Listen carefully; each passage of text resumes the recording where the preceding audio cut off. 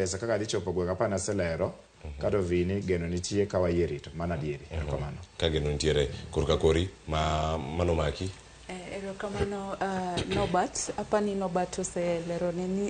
ni geno nitie to wan be kaka jo migepe ma oktigi sirkal East African Wildlife Society mano e Tijwa rango ni sirkal otiyo gi pesa no kaka oningo bedni gitiyogo to ka amedo ni to wan be wan gi responsibility ma train community mondo wapuonjgi kaka oningo bedni pesa ni itiyogo to kaka gin be ginyalo yudo pesa ni e gweng kuma gintie mano kano gi kabuto oningo bedni wa tudore to build your capacity mondo ing'e kaka inyalo yudo pesa ni to inyalo be make county accountable yore magitiyo gi pesa no koro one ready mondo wati gi jogweng gi jo county mondo wang'e ni sirkal otiyo gi pesa ni kaka dwarore ikine magi yuduro te mana ng'ato penjore ni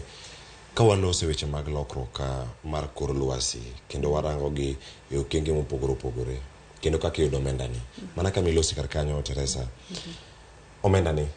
ng'ato oro kwayo ne county mondo mi oyude koso oro ne ng'awa mondo mi oyud kony ka wuok kuom wechego ka en gi project mare moda chako jomagi mantiere piny Kenya kama nitie sani ka omendani koro kete elela kacha mondo oganda mondo dhi kacha mondo mi oyudgi apise mage nyalo dhi koso ok gin mage yude county machako projects e logi to koro gineno mana ber ka wuok kuom county kane county onge nitiyo kod omendani e machalo na ponono kano bire piny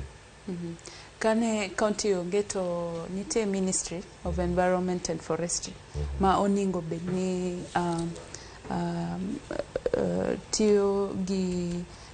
communities kata gi departments mopogore opogore mondo gine priorities kuma oningo bedni pesa ni dhie to kok kamano oningo bedni nikech wawoye locally led climate solutions tiende ni magi solutions manitie e gweng kabuto kanyo manitie kano kanyo gin ema gi experience problems gi pile ka pile gin ema gineno kaka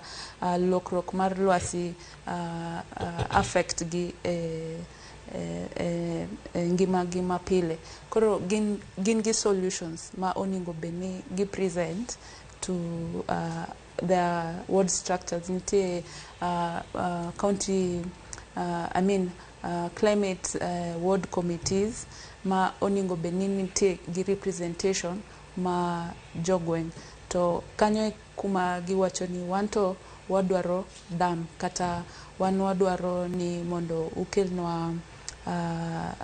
mashinde machalo kamae to kagiseketo proposals e mesa kamano to oningo bedni